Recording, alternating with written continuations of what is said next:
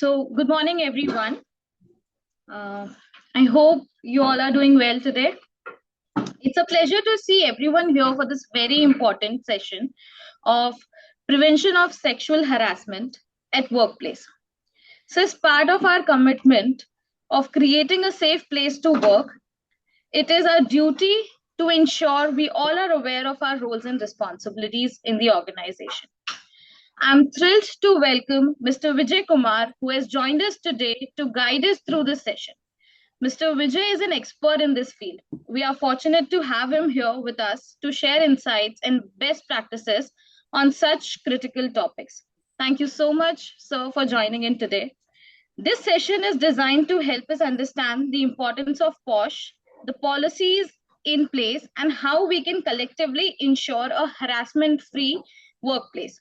I encourage everyone to actively participate in this session and please ask as many questions as you can if you have any questions. Without further add-ons, I would like to hand over the forum to Vijay, sir. Thank you so much, sir, for being here. The forum is yours. Thank you, ma'am. Thank you so much. Hope you are able to hear me properly. Yes. Okay, so let me share my screen quickly. Hello all, good morning. How are you doing?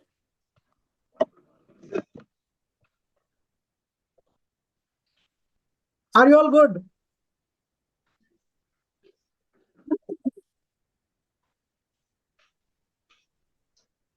Okay, I'm not sure. I'm not able to hear you. Am I audible? Yes, you are audible. Yeah. Okay. Yeah. Anyway, let's get on to the session and probably hope you are able to see my screen as well, right? Yes. Okay, thank you. Now I'm able to hear you all. Thank you so much. Why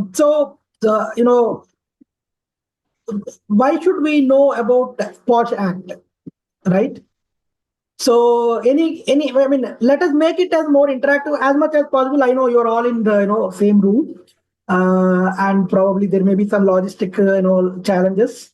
But if possible, please interact as much as possible, right? So why should we know about POSH Act?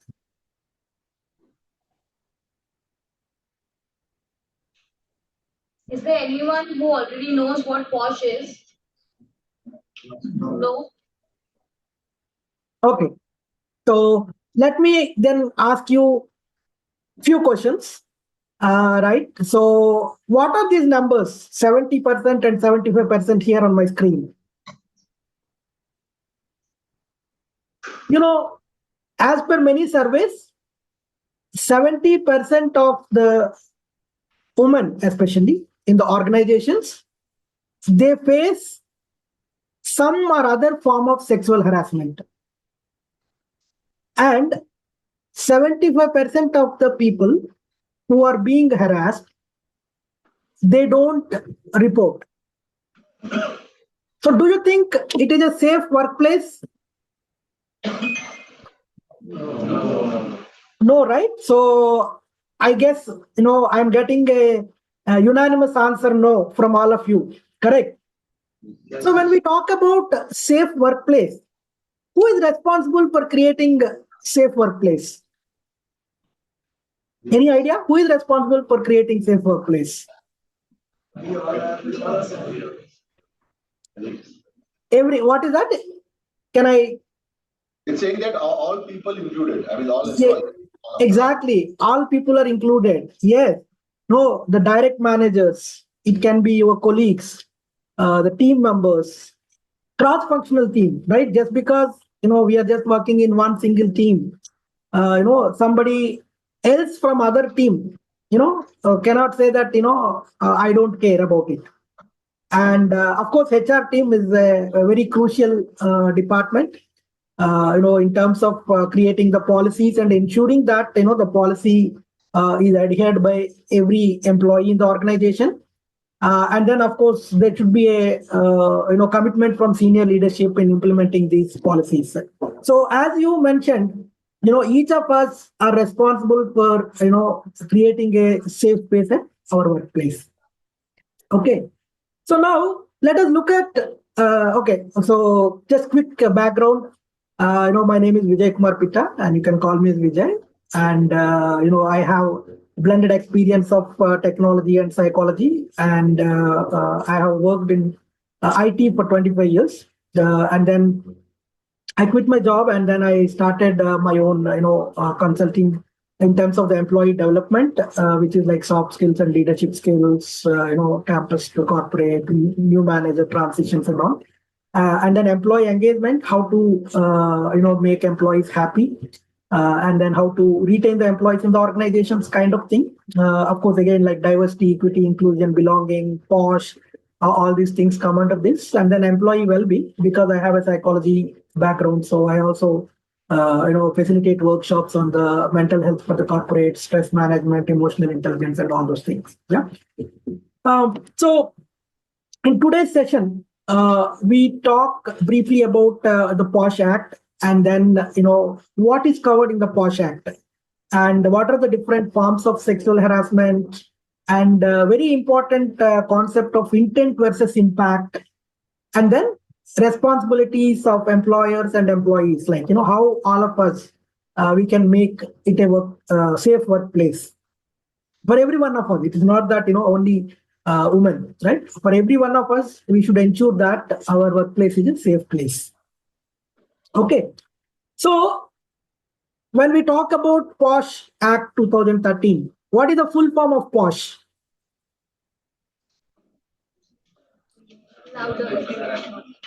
Sorry? Correct. Prevention of sexual harassment. So what happened is, sorry, yeah.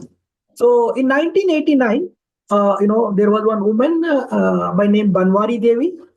She was working in a Rajasthan government organization, women and child welfare organization, and her responsibility is to stop the child marriages. Okay, so as part of her job, she was trying to stop child marriages, and but by then, right, in 1989 and all, it was very prevalent, especially in some of the areas like Rajasthan, Bihar, and all. And some of the people, they didn't like what the work that is being done by Banwari Devi. So what happened is, she was unfortunately she was brutally raped in the office itself. And then what happened is she filed a case against them, right? And then she had to fight for almost 9 years to get the justice. And then Supreme Court has given something called Vishaka guidelines. That is the first step in the POSH Act. And then after Vishaka guidelines, when they started implementing, they found that, okay, there is some fine tune is required, some refinement is required. And then finally, the POSH Act 2013 was established. Okay, so this is a brief history of how POSH Act came into picture. Okay, so now, what is this POSH Act actually, right? So basically, this defines what is sexual harassment at workplace. And I mean, like say, for example, if there is a person who is in a higher position, and if that person, harass somebody in his team or her team, then how the organization can conduct an inquiry and investigation in a unbiased manner, without getting influenced by the authority of that person. So that is what POSH Act defines. So it actually talks about three things. Okay, one is prevention. How do we prevent the sexual harassment in workplace? And second thing is, in case if somebody is harassed, then how do we protect those people?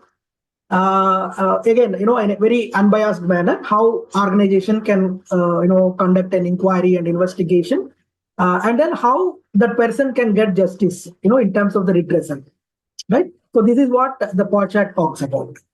But then, when we talk about sexual harassment, right? So what is sexual harassment?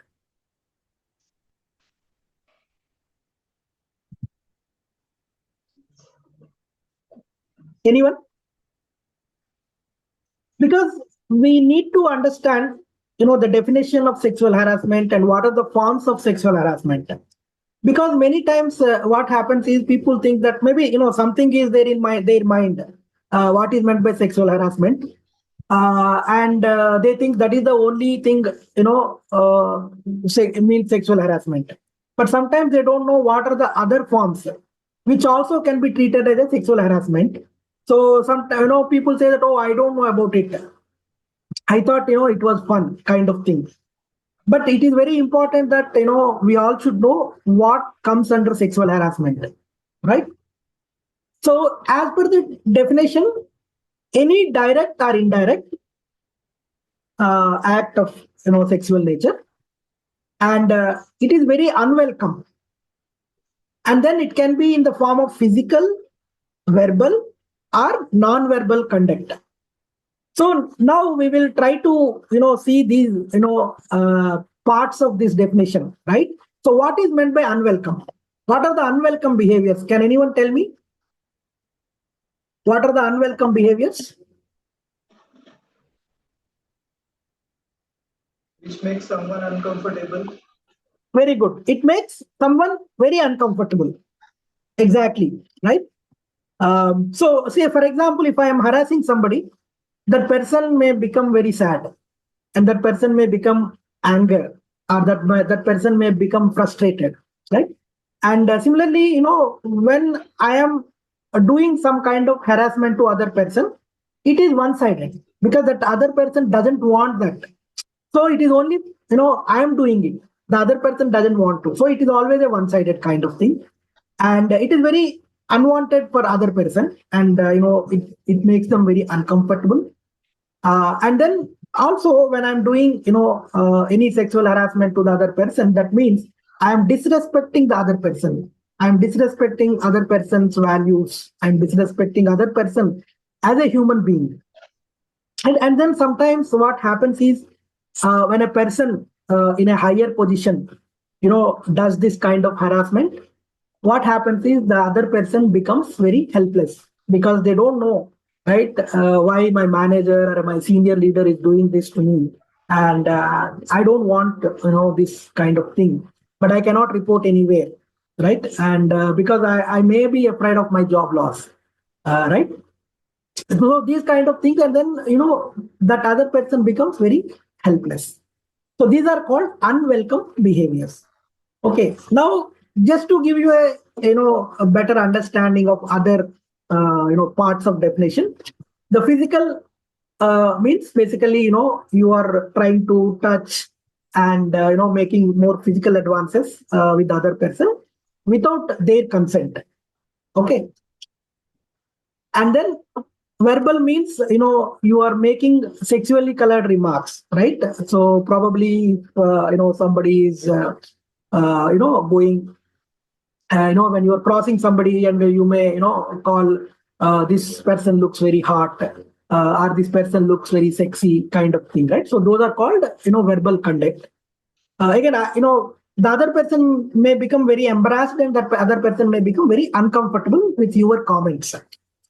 And then other thing is visual conduct. Sometimes we may show some content to the other person, and the other person may not be very much interested in getting these kind of messages, or the pictures, or sometimes we try to show some porn content and all, which is not really good.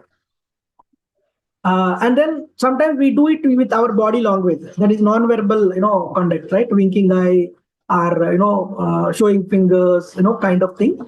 And then the other thing is maybe sometimes people also look for demanding or requesting for sexual favors.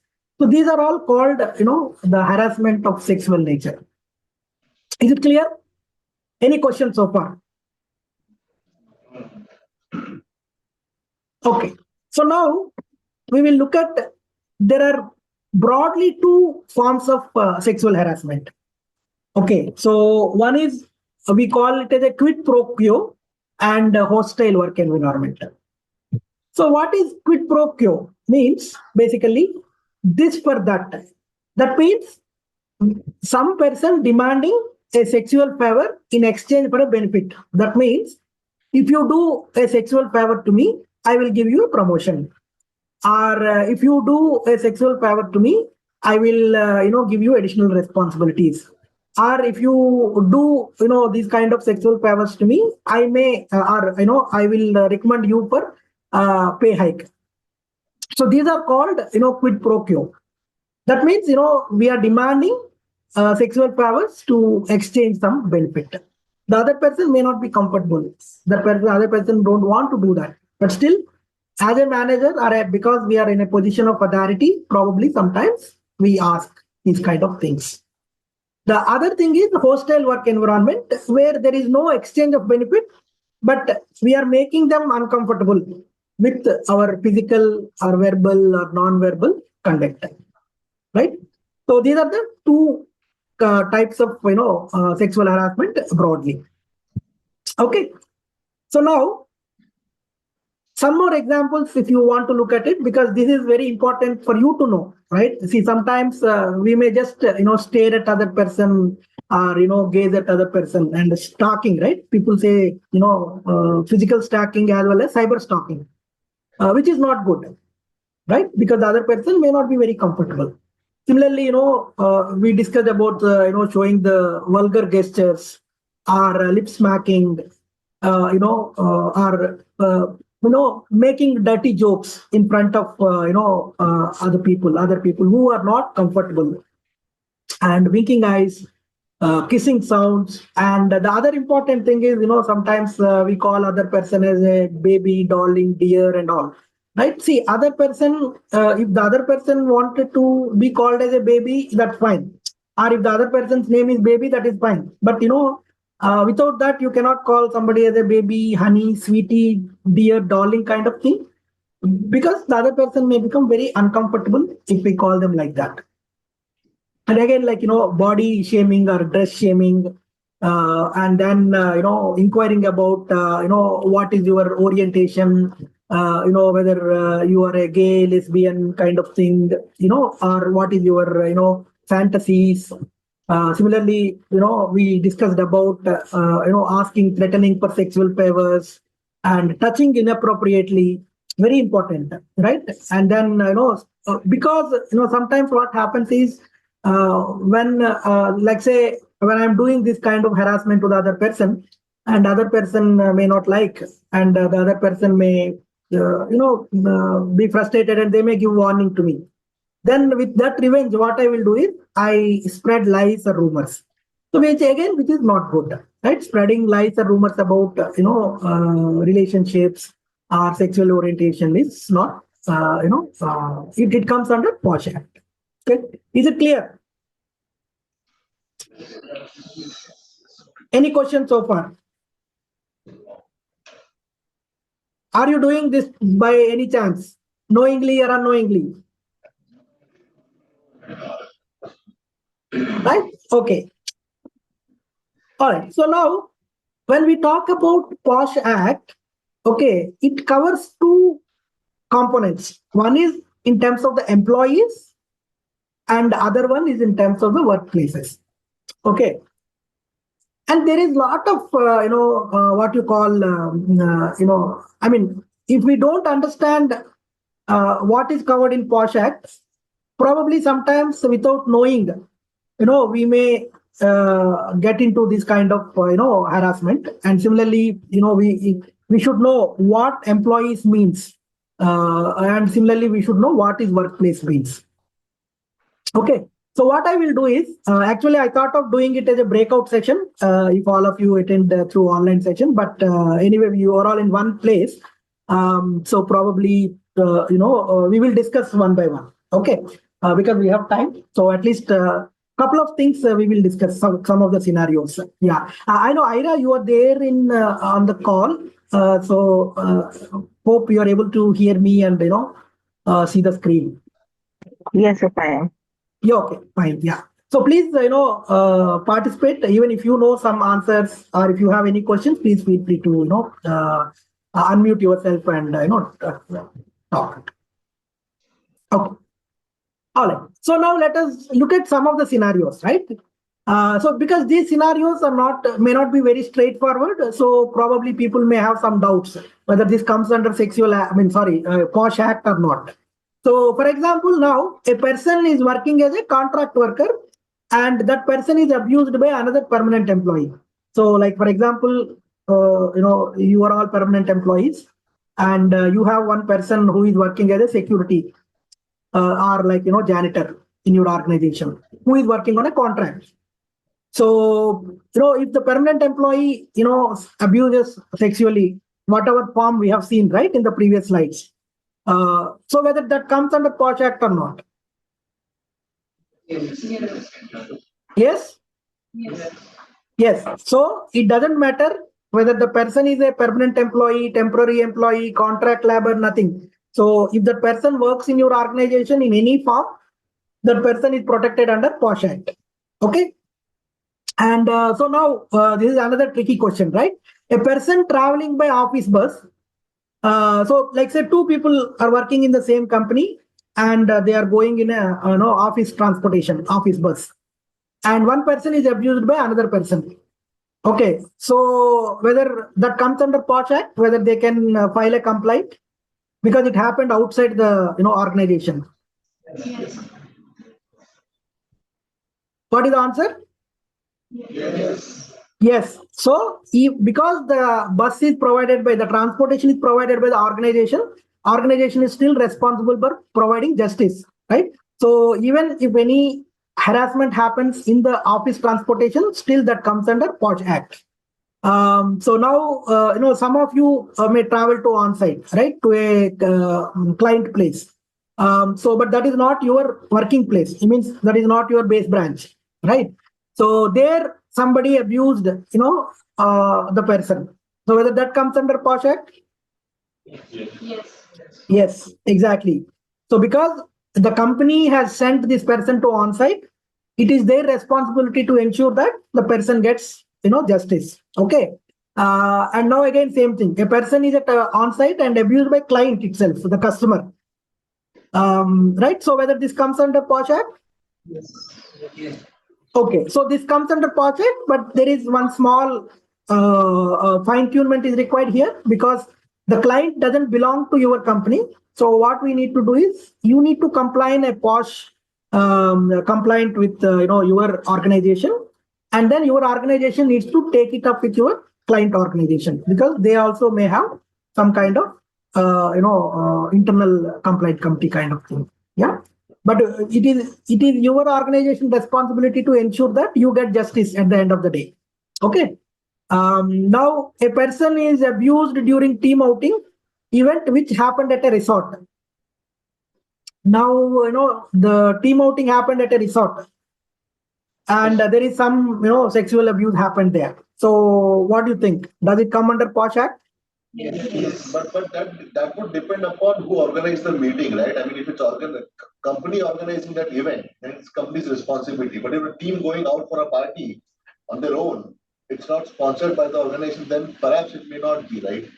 Yeah. Okay. There's a Okay. third party complaint.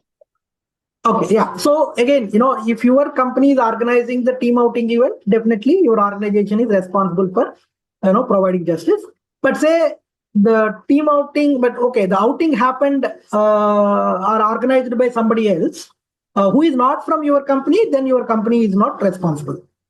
But even, okay, if your company is not organizing the event, but all the members are from the same company, then still you can file a complaint because they're all part of your organization.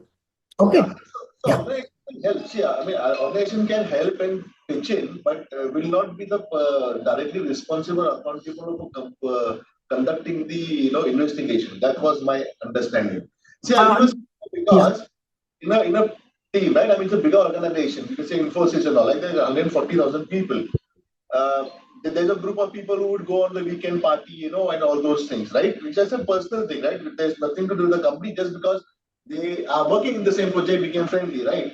Right? Something happens, the complaint comes to HR. Of course, HR can initiate and talk, but will not be directly responsible for investigating and taking action. That's You are my right. Yes, you are right. Exactly. Yeah. your organization can help you in that case. Yeah. Okay. Now, a person walking in a multi-office complex, like for example, in the same site, there are multiple offices are there, and say you are just walking, and somebody else from some other company passed a vulgar comment on you. So, what can you do in that situation?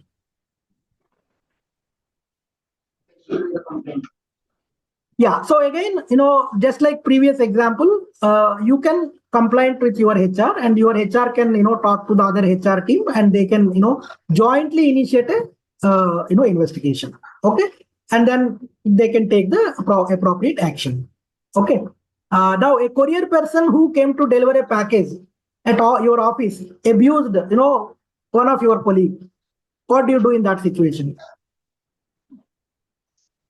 Again, we can raise a complaint considering like not only the POSH Act, but there are some other acts which goes hand in hand, not only the POSH. Some sexual harassment acts are also there for the men and women safety. So under that act, we can raise a complaint to the delivery person company, and that can be handled. Exactly, correct. So still you can, raise a complaint with your HR, and HR will, take it forward, and then, they will initiate the investigation. Okay, now the, point, I mean, the question number 8, like our scenario number 8, person X wanted to have a close relationship with Y. However, Y is not interested and express the same with X. Okay, so, but X is continuing to ask. So, what do you think here? Yes, again, depends on the which kind of relationship is asking for.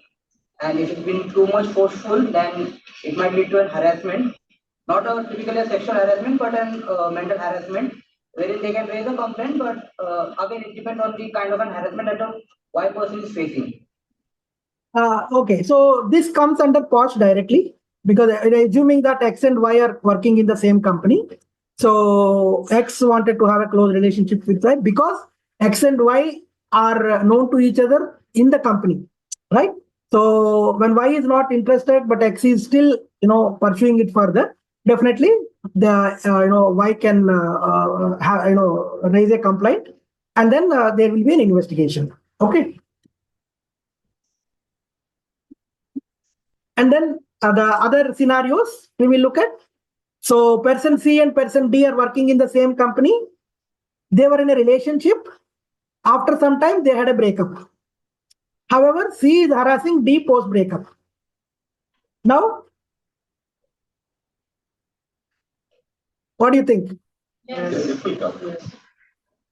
It comes under POSH Act, right? Okay. Now, scenario 10, during an online meeting, X sent a message to Y asking about going for a dinner after the meeting. But Y is not interested and informed same to X. But however, X is insisting to go for dinner. What do you think? No. Yes or no? No, I think so. I'm better know about this. No? It is not. I think yes. Yes. Okay.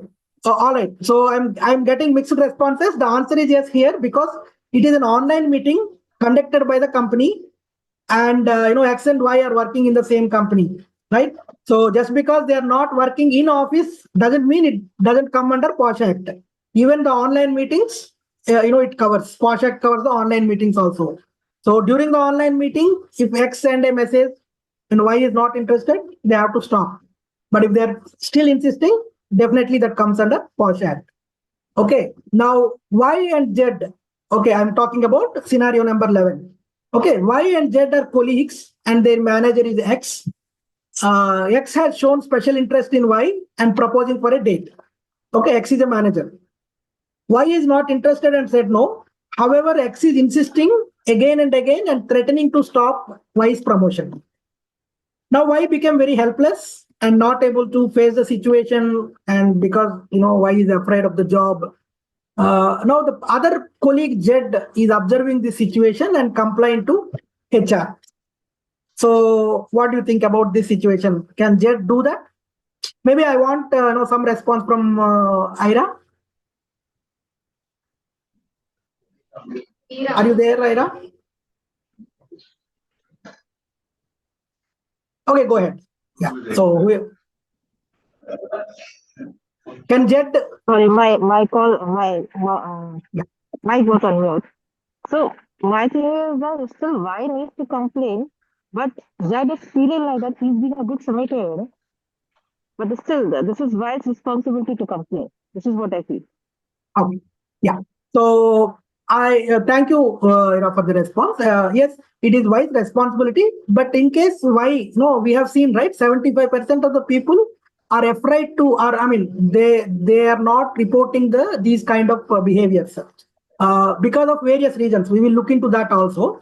But in that cases, what happened is Jet can raise a complaint on behalf of Y. Of course, when Jet complains on behalf of Y, and when HR asks why whether this happened, Y should cooperate with the HR team. But if Y says no, nothing happened like that, then nothing can be done. But you can, this is what we call it as a bystander effect. Like for example, if somebody is harassing X is harassing Y, and other people are observing that, but they are not taking any action, that is called bystander effect. So we should not be bystanders. We should be actively discouraging that kind of behaviors. And so in case if Y is helpless and Y is afraid of complaining, then definitely Z can do it on behalf of Y. Okay. But again, when HR talks to Y should cooperate with them. Right. That is important. Otherwise, whatever Z does is becomes useless. I mean, basically, it will be wasted, right? Her reports will be wasted. Okay, now the 12th scenario, a person claimed that the manager shouted during a meeting for performance issues. Whether this comes under POSH Act? Partially, it might if the manager is abusing in a bad way. Okay, so assuming that it is only talking about performance, the manager is only talking about performance issues. But then again, it depends on what words and tone and abusive words. Written clearly, he's shouting about performance. But while shouting on the performance, he might use some words Right. which might be dominating. You are getting into very deeper Yeah. scenarios, but one clearly likha hai, a person is shouting during meeting for performance issue. Clearly mentioned for performance issue. Do you think this will come under POSH? No. Yeah, correct. This doesn't come under POSH. Of course, there can be some exceptions. As you are telling that maybe the way he was abusing, probably that is a different scenario. But straightforward scenario, if you look at it, if somebody is shouting at do about the performance, that doesn't come under POSH. Of course, my personal view is nobody has a right to shout at others. You can always talk about performance issues without shouting. Okay, that is a different thing. But in general, when we are talking about performance issues, this doesn't come under POSH Act. Okay. Okay. Now, Miss X is sending nude pictures to Mr. Y, and Mr. Y is not comfortable and informed Miss X to not send these pictures. But Miss X keeps sending to Mr. Y. This comes under POSH Act or no? Yes. Yes. Right. Again, I just wanted to ensure that here it is irrespective of the gender. It is not just only for the women, but there may be some cases where men are also harassed. So the POSH Act covers that also. Yeah. Okay. And now scenario 14, Y and Z are colleagues and their manager is X. So now X likes the work of Y and promoted, right? But however, Z did not like this. So now Z started spreading rumors that X and Y have some relationship. Right? This is a very, I would say, common, situation which happens in some of the organizations. So what do you think? So this won't come under POSH Act because it's a rumor. It would come under POSH Act because again, the points you have said, there are rumor part as well. Correct. So Z should be coming under POSH. Z should not, spread rumors about X and Y relationship because this is a rumor and a lie. So definitely, Y or X, any of them can, file a complaint with HR, and HR needs to take action on Z definitely because without any what you call evidence, Z is spreading rumors, and that also talking about some relationship and all, which is not really good, right? So yeah. Now situation number 15 or scenario number 15. Right, Miss X and Mr. Y are working in same company. Mr. Z is their manager. One day there was an emergency in their branch office. Someone has to travel in the night time to a different branch so that they can reach that branch office next day morning to resolve the issue. So Mr. Z assigned that work to Mr. Y. And now Miss X complained to HR. So what do you think?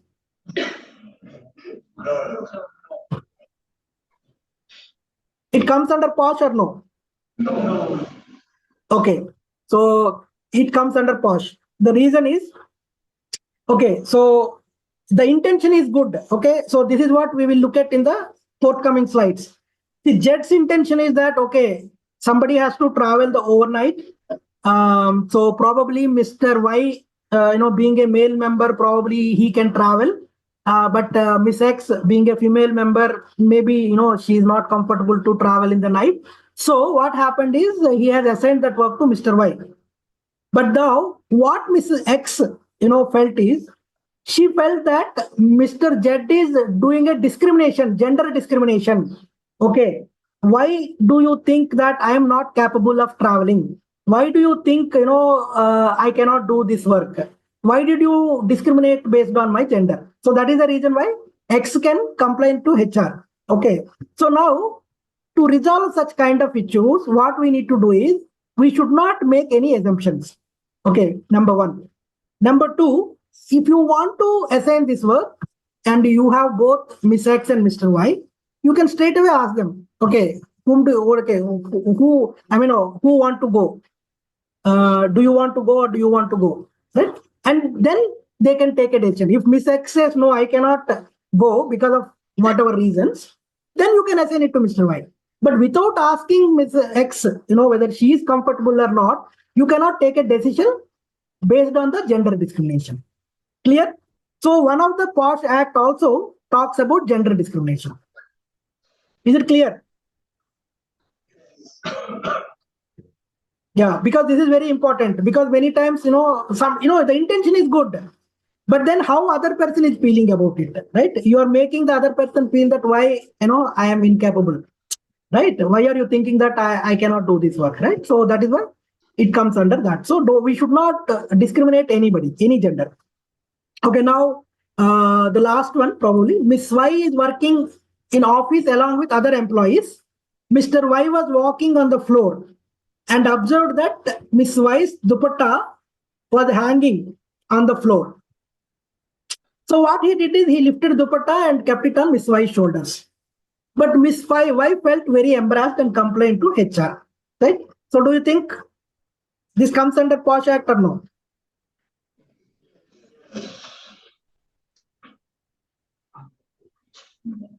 Again, the intention is good, but then how do you need to handle it? You cannot. You can ask. Hey, your dupatta is hanging. You want me to do it?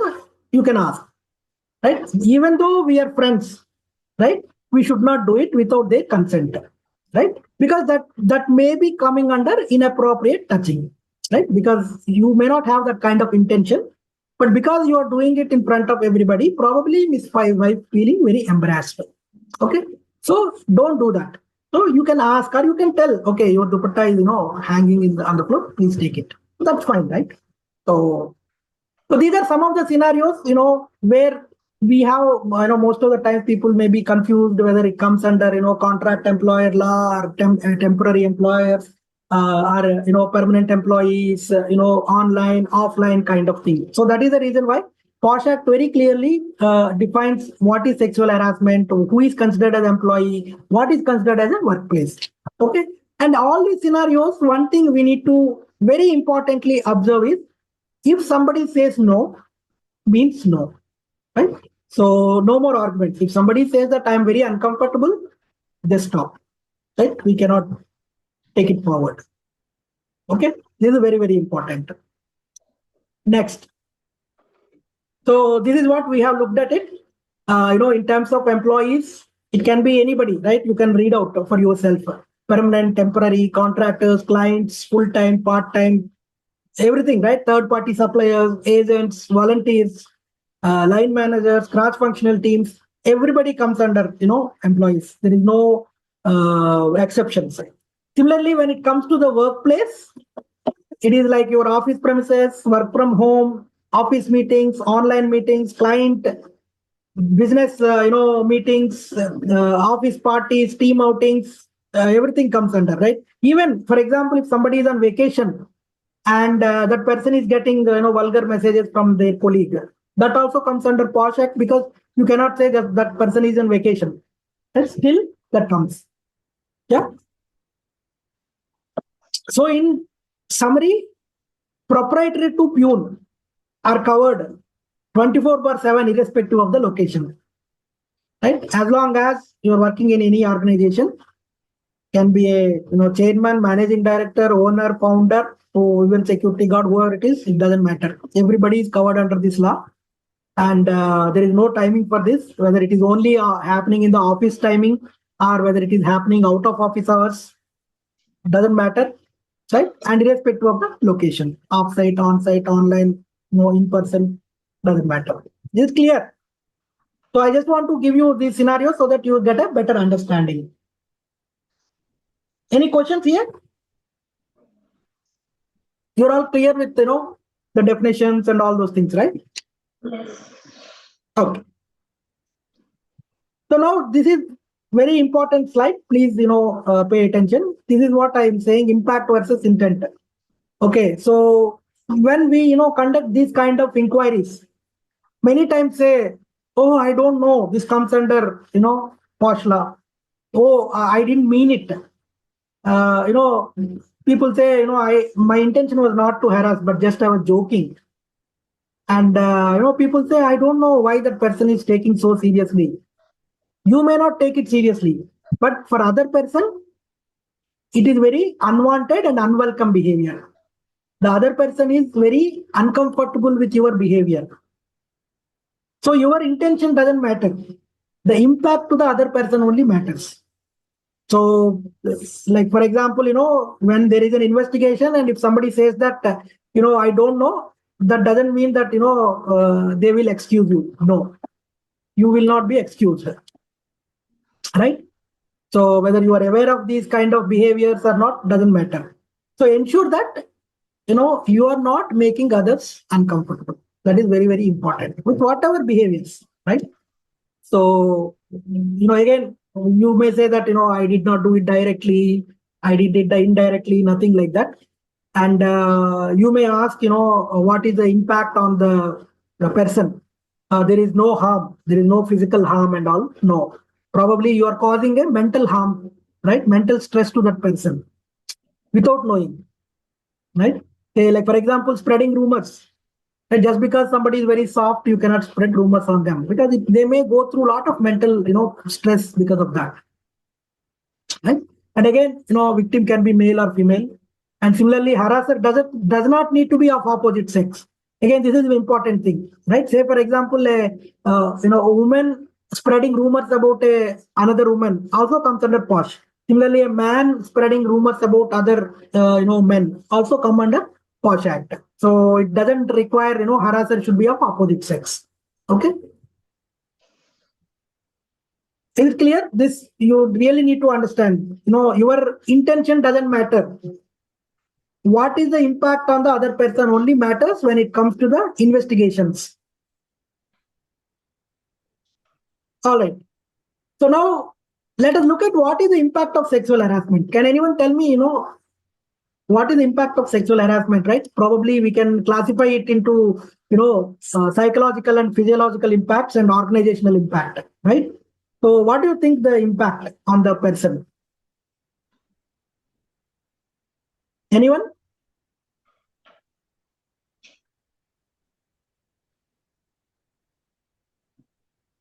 Are you all with me? Yes. Okay, because you're all silent, so I thought I lost you. Okay, so what do you think that impact?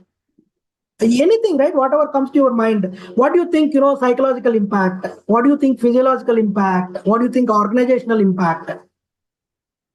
We have discussed several scenarios, right? Yeah. Maybe stress, Health issues. Yeah, stress, health issues. Then Including depression. including. Productivity. Depression. Okay. And what is organizational impact? Impacting their work productivity. Exactly, productivity. See, if one person is continuously harassed, and that person is going through a lot of stress, what happens is the person will not be able to face the situation, and the person may not come to office. So what happens is it impacts. It leads to a lot of other side effects like productivity and all those things, right? So as you mentioned, it leads to stress.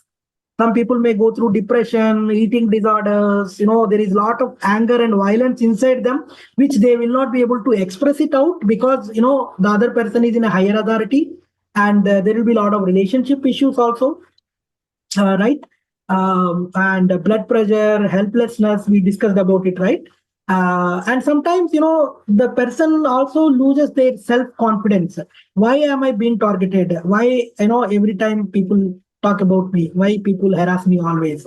Right? And then they are not motivated, and then sometimes they completely get isolated from the people, right? Social isolation, and very extreme cases, probably they may attempt a suicide case also. And we had about it. It is not that it's just a theory, right? We had a lot of cases where people, if they are not supported by their organizations and their family members, their team, what happens is they commit, not commit, I would say, they have a suicidal tendencies. Yeah. Okay, in terms of the organizational impact, as you mentioned, productivity definitely is lost, absenteeism lost, and then from the HR perspective, every investigation requires a lot of time and effort. They have to involve, the internal compliance committee, who are the independent members. They may not be in your organization. They'll come from outside. They have to conduct these investigations. And sometimes what happens is, when your HR is approaching other companies' HR for investigation, and if they are not supporting, if they are not cooperating, then probably you may have to file a legal case, right? Probably you need to put a police case, and that goes into the legal things. And then, the organization may lose reputation if these kind of, issues happen very frequently. So these are all the organizational impact. Now, why do you think people don't report? What are the barriers for reporting?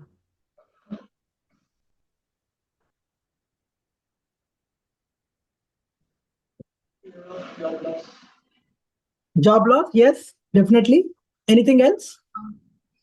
Right. One is sometimes they don't know, what to do in this case. Lack of awareness. Sometimes people don't even know that they have the internal complaint committee in their organization, right? Who can help them.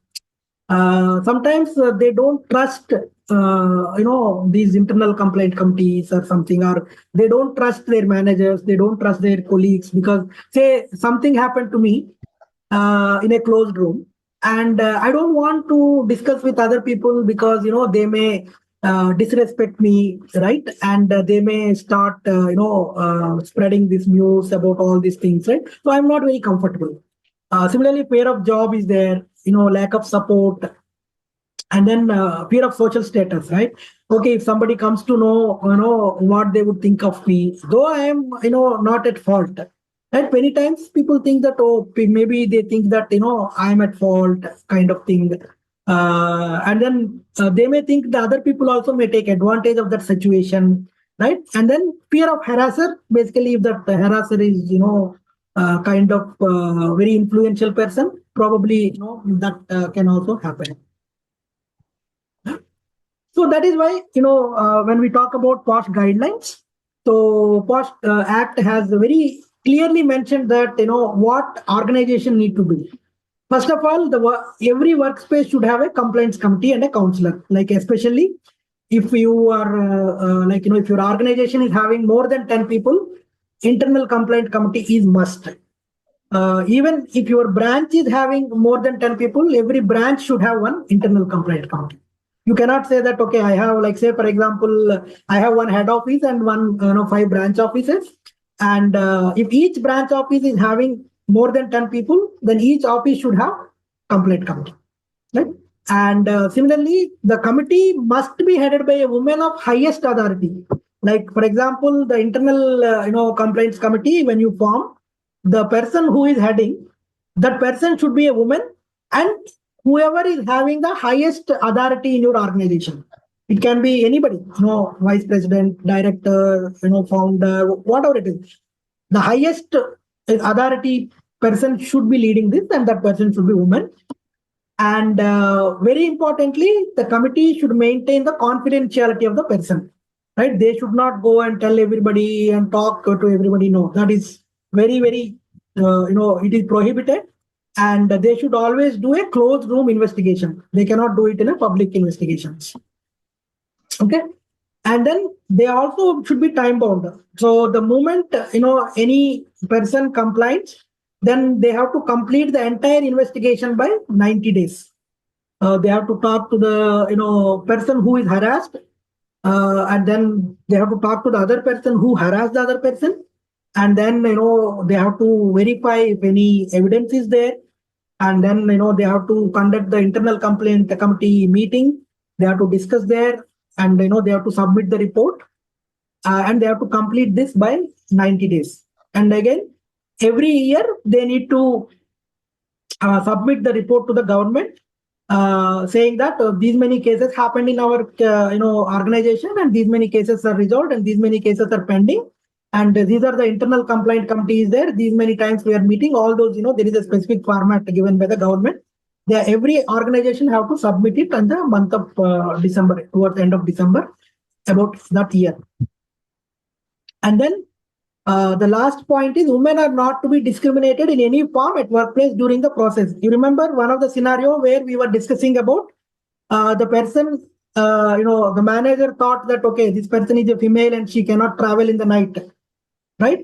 So that is basically comes under discrimination based on the gender discrimination, right? So as a manager, we should not do that. If we have any doubt, we can always ask, right?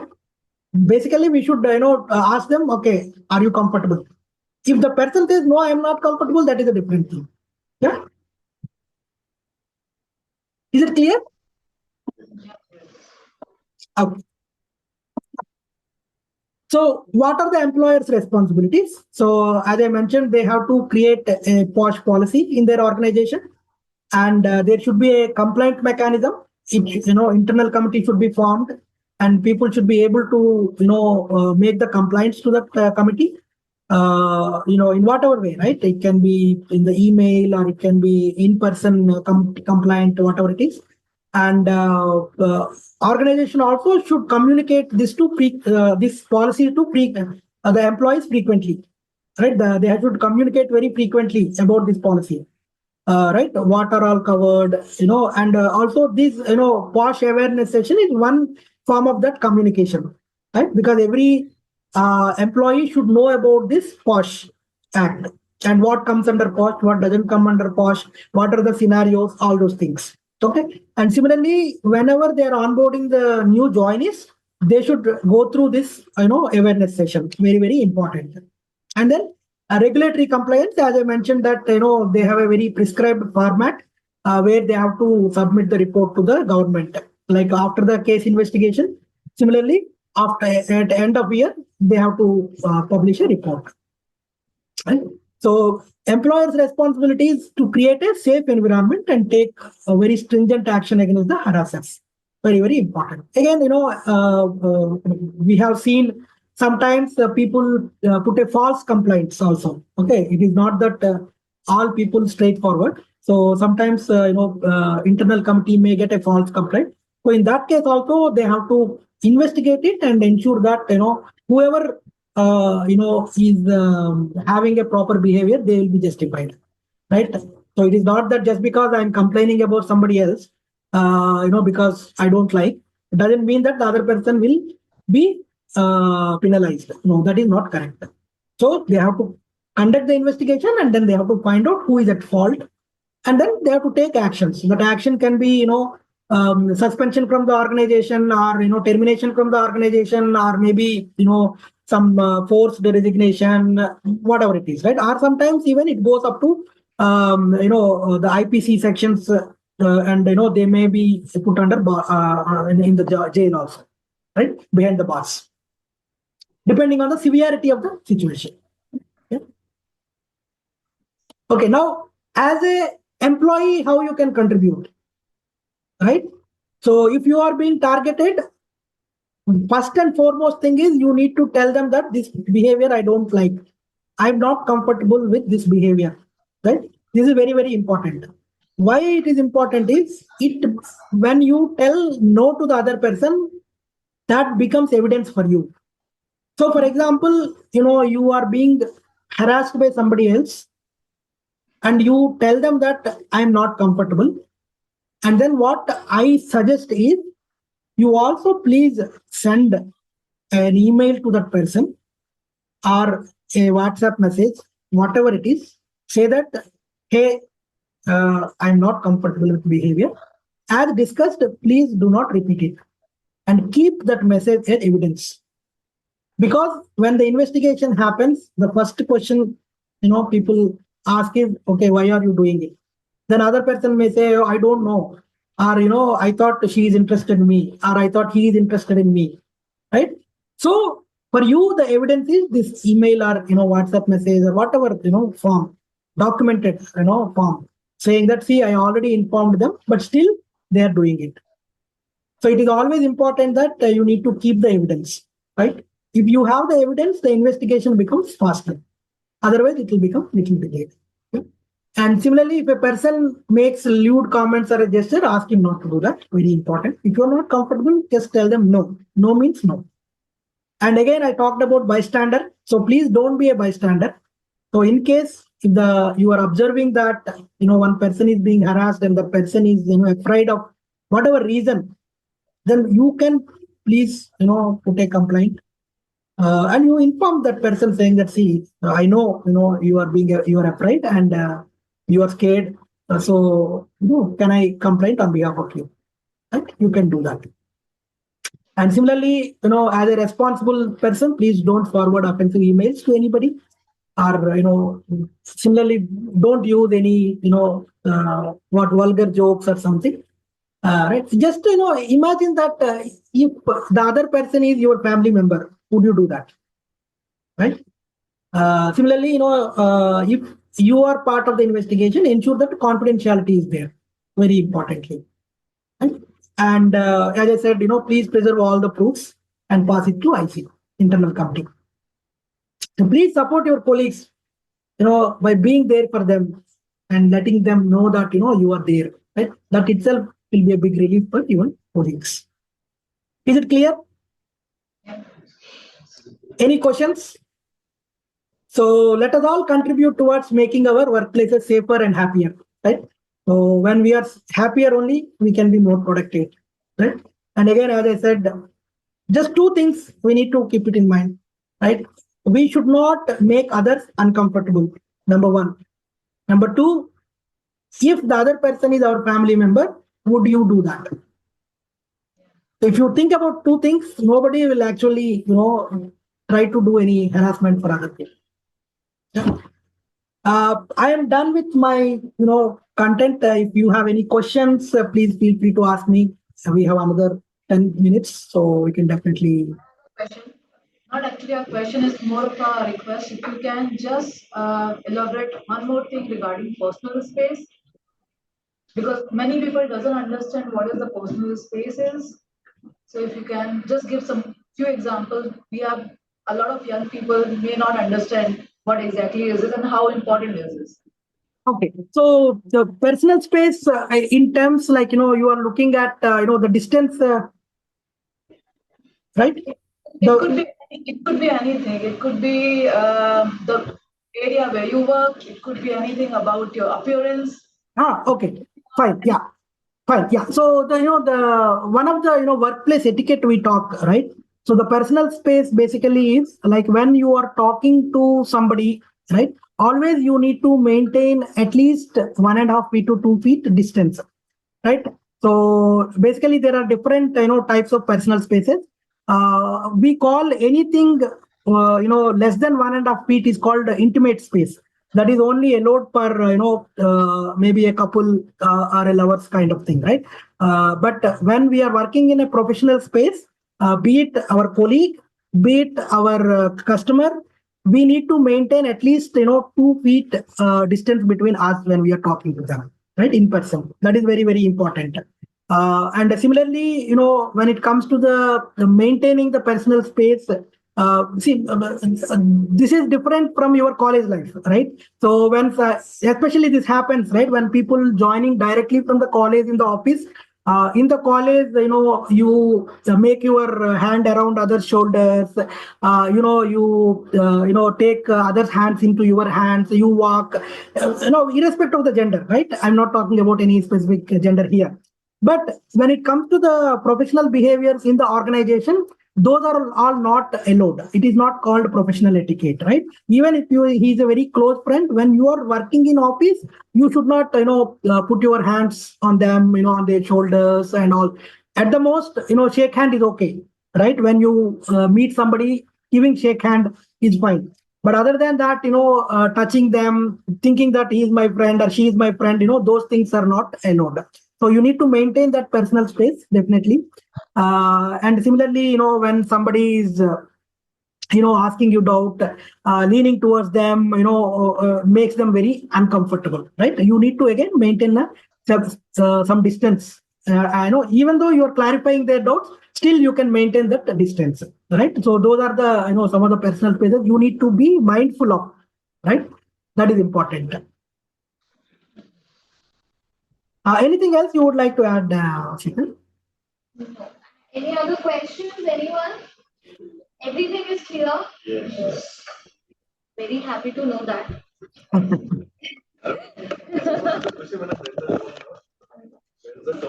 That's what he said. It is not gender specific. This particular act is not gender specific. One good thing about Sunday is that the way he made example, it was related to X and Y, which is very, very general. That means it could be anybody, it could be X, anybody could be Y. And Yeah, I'll just show you, I think, what you are asking here, right? The last point you can read out. Victim can be male or female, and harasser does not need to be of opposite sex. Yeah. Do you And understand what does this mean? yeah, sorry. Yeah, I was just asking them a question if they understood this. Yeah. So it can be male to female, female to female, anything. It's not important that it's male harassing a female or a female harassing a male. I'm being very loud and clear. Do you guys understand? Okay. Yeah, and just one more addition to that. Actually, I want to insist here. See, it can be even a transgender, right? So it doesn't matter. It is not a gender specific. See, because nowadays we are encouraging, and we are empowering the LGBTQ community. So sometimes what happens is we are seeing very rude behaviors, with that people. So that is also not, allowed. Definitely. Thank you. Yeah. Thank you so much, sir, for the incredibly informative, insightful session.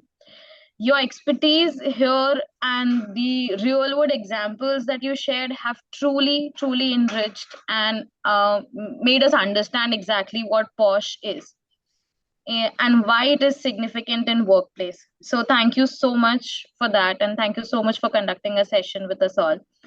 I would also like to thank each one of you who's present here for being so attentive, participative, and being engaging throughout the session. Thank you so much. Thank you once again, Thank you. Vijay. Thank you all. Thank you so much, for your presence here, and thank you, Sheetal, for the opportunity. So Yes. thanks a lot.